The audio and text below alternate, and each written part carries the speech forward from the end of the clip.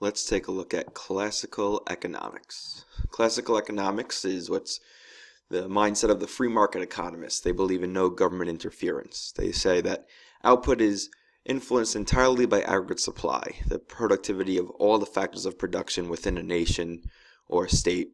So in the long term, the economy will always produce at the full level of output. This means, let's say we have a country like Germany. They have so many people, so many factories, so much capital, so much management. And at the end of the day, over a given period of time, the country will always output at the full level. So there's a slight recession, there's a slight recovery. At the end of ultimately, we're going to have the same output. How do we show that? Diagrammatically, we have an inelastic long-run aggregate supply curve with YF, meaning there's the full level of output. That is a level of output that no matter what, over an extended period of time, that's what a country will see because that's what its factors of production are able to produce. So what happens is, no matter what the demand is, the aggregate demand I should say, consumption, investment by firms, government spending, and the foreign sector exports minus imports, the output's going to be the same. Price levels will change if aggregate demand increases, and here we see an example of aggregate demand going up. Price levels go up, there's some inflation, but ultimately output stays the same. So to further explain what happens here, let's say, again, using our German example, that over a given period of time, aggregate demand increases because maybe consumption goes up. There is an increase in the minimum wage. At the same time, investment increased because firms felt like it was a favorable investment environment. AD goes to AD1, and in the short run, price levels will go up. You see it go from P to P2 on its way to P1. At the same time, output temporarily blips up from YF to Y. And so that looks like a good thing. Now the country's producing more. However, it's not sustainable. In order to do this, workers have to work overtime, factories have to run nonstop, and what happens? Eventually the workers, they get overtired, the factories, they start to get run down. If you're overusing capital, it starts to become more and more expensive to get certain resources and such. So it's not sustainable, and there is a short-term inflationary gap where between the full level of output and that Y, that temporary increase in output. It's not sustainable. It closes, we go back to the full level of output, and we go back to price level 1. So what happens here is we start at this intersection, we move temporarily here, we see this inflationary gap, and it closes again because it's not sustainable, and so price levels go up and up while output ultimately stays at YF. So what can be done to prevent this? Well, if we use supply-side policy, then we can shift that LRAS curve over, the long-run ability to supply, or the long-run aggregate supply is what it actually stands for. And what we see is even though aggregate demand goes up and price levels should go from P to P1, because of an improvement in the supply side, price levels will go down to P2 and output will actually go to YF1. So ignore AD, ignore P for a second. Imagine we're at AD1 and LRAS here, and we have price levels at P1. By improving the supply side of the economy, we lower price levels, we reduce inflationary pressure, and even better, we see an increase in output. That's why the classical economists are sometimes called the supply side economists, because they like policies that move LRAS over. Well, why does that happen? Over time, the full level of output will naturally increase, and here's a chart you may be familiar with. It looks at factors of production: land, labor, capital, entrepreneurship.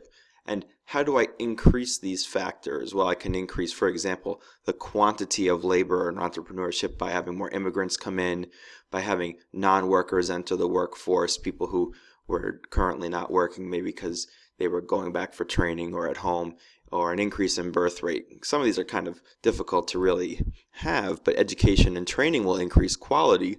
And you can go through this chart, pause it if you need to, look at how land can be reclaimed, meaning unusable land made usable, or I can make the land more effective, or as far as increasing the quantity of capital, firms could simply invest more, or they can increase the quality of the capital by developing it more, making it more efficient, meaning it can produce more or more capable. A given technology can do more things.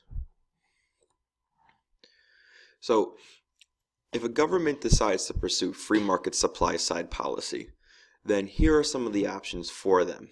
They can shift LRAS to the right through deregulation, privatization, reducing corporate taxes, reducing the minimum wage, reducing the power of labor unions, reducing unemployment benefits.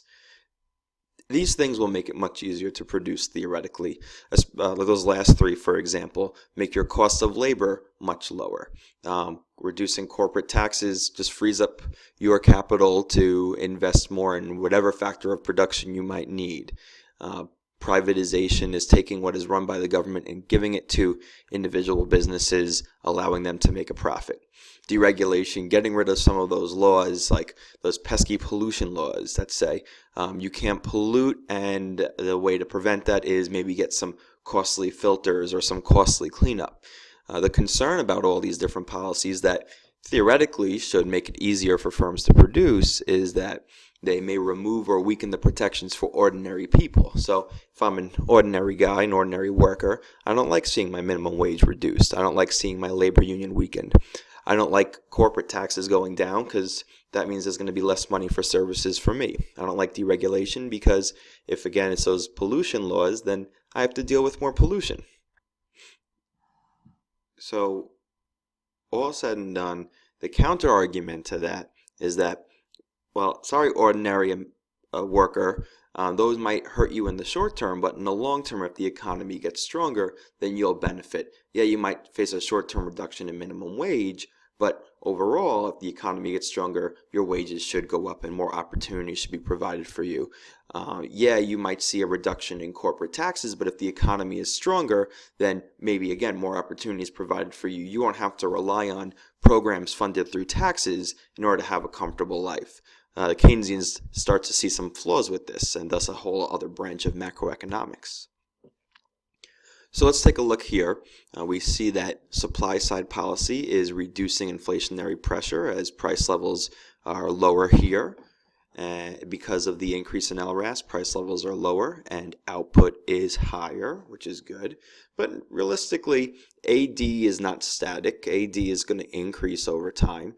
And so in this instance, if AD were to increase and LRAS were to remain the same, we saw this earlier, price levels will go up, but output will remain the same.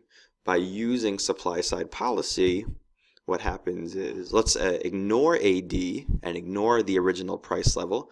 Let's say that after that increase in AD occurred and we moved to AD1, price levels were at P1. Well, now because we used free market supply side policy, we moved LRAS over, price levels are reduced, and output increases. So as AD increases, by moving LRAS over, I'm able to reduce the inflationary pressure, and instead of going from P to P1, I only go from P to P2, and increase output. So what about when a recession occurs? The classical approach will be to wait it out. Classic example being the Great Depression and the policies of American presidents leading up to it, where they just wanted to give it time and eventually the economy would recover. We know about the business cycle, and in certain points of view, it should definitely work out that way. Let's show it diagrammatically. So first we have an equilibrium here, a macroeconomic equilibrium, where here is the aggregate demand in the economy. Here's the short-run aggregate supply and the long-run aggregate supply. And let's look at how those interact. So there's a recession. There is a decrease in AD, a decrease in consumption, investment, government spending, and/or the foreign sector. And that causes price levels to drop. That's not too bad, but it causes output to go down. And if there's less output, it means that there are less people employed, and when there's less people employed, then there's less money in a circular flow of income, so there might be even a further drop in output leading to further unemployment. We can get a deflationary cycle or an unemployment cycle. So that really isn't sustainable. You can't allow that to happen. So the recession needs to be addressed. Well, what is the classical response? The classical response is this isn't really practical. It's not going to stay this way. This is the full level of output after all. And in the short term, while there is a reduction in output from YF to Y, firms are going to get wise to the fact that there's cheap labor out there and there are factories that are idled that could easily be utilized, and there's factors of production that could again be taken advantage of for low cost. And so what would happen is firms would take advantage of this. The average price level in the economy would further decrease, and more importantly, output would return to YF. And that's would happen if consumption, investment, government spending, and the foreign sector continued to underperform from where it once performed, and this initial shift from AD to AD1 persisted over a long period of time. Another classical view is that when this recession first happens, if you just wait it out long enough, a decrease in AD is only temporary as per the business cycle, and sure enough, if you wait it out, it will go from this initial drop in AD back to the original equilibrium where we're at the full level of output, price levels are at their original place just by giving it time and allowing AD to improve on its own. So that is a summary of classical economics, including the implications of the long-run aggregate supply curve, free market supply-side economics, and the classical view on how to handle a recession.